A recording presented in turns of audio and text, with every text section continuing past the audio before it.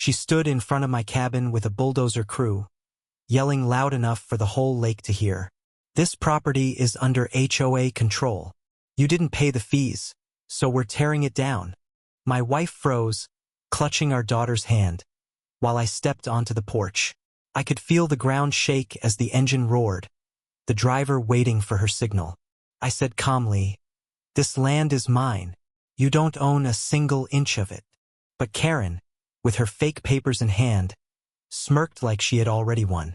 She waved the documents in the air, pretending they gave her power, and the neighbors gathered to watch.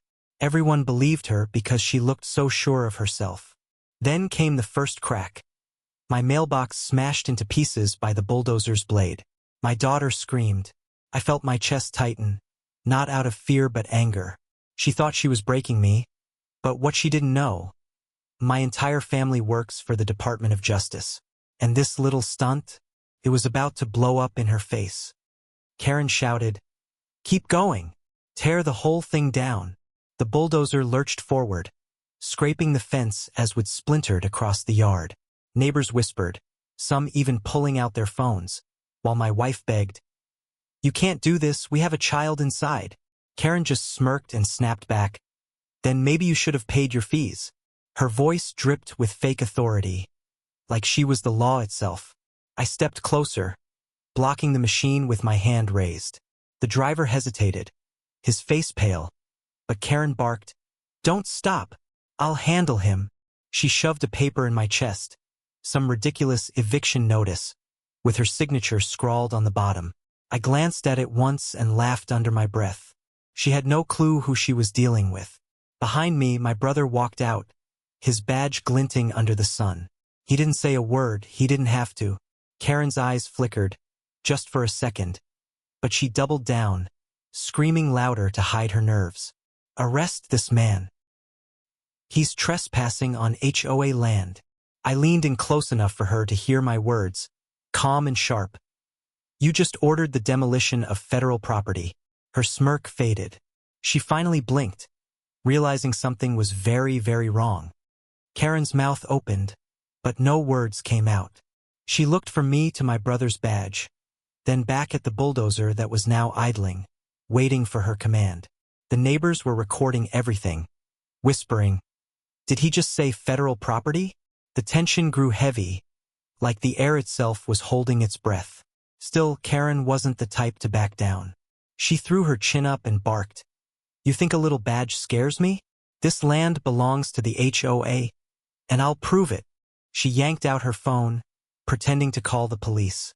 But before she could even finish dialing, another figure stepped onto the porch. My mother.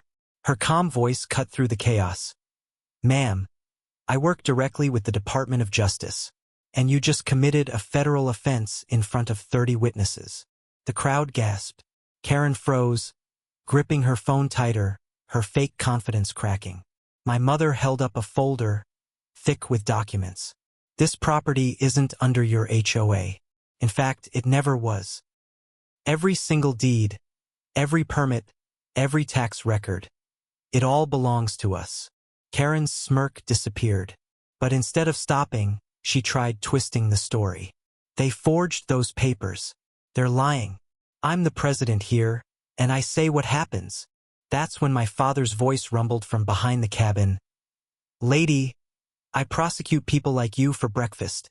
He stepped into view, suit still on from court, his DOJ ID shining, and the look on Karen's face, for the first time, pure fear. Karen stumbled back a step, her bravado slipping like a mask. The neighbors who once nodded along with her now whispered, some even laughing under their breath. She tried to regain control, waving her arms wildly. "Don't listen to them. They're making this up. This is all a trick." But her voice cracked, and the cameras catching every second made her shake harder. The bulldozer driver finally climbed down, wiping sweat from his brow. "Ma'am, I'm not going to prison for this. They've got badges. I'm out." He tossed his helmet onto the ground and backed away, refusing to meet Karen's eyes. That tiny act set the crowd buzzing louder, recording closer, sensing that her little empire was crumbling. I stepped forward, lowering my voice so only she could hear. You thought this was about fees. You thought you could bully us like everyone else. But what you really did was order the destruction of federal property. That's felony territory. Karen's face turned pale, but instead of surrendering, she screamed, desperate now. Then I'll file charges. I'll sue you all. You don't know who you're messing with. My brother pulled out his phone, showing her the screen. It was a live video feed, everything she had done streamed online. Thousands of people were already watching. Karen's eyes widened in horror as the comments scrolled across the screen. She's done for. Call the real cops. Lock her up. And then, as if fate itself wanted to crush her last excuse, 2 police cruisers rolled up the road, sirens slicing through the heavy air.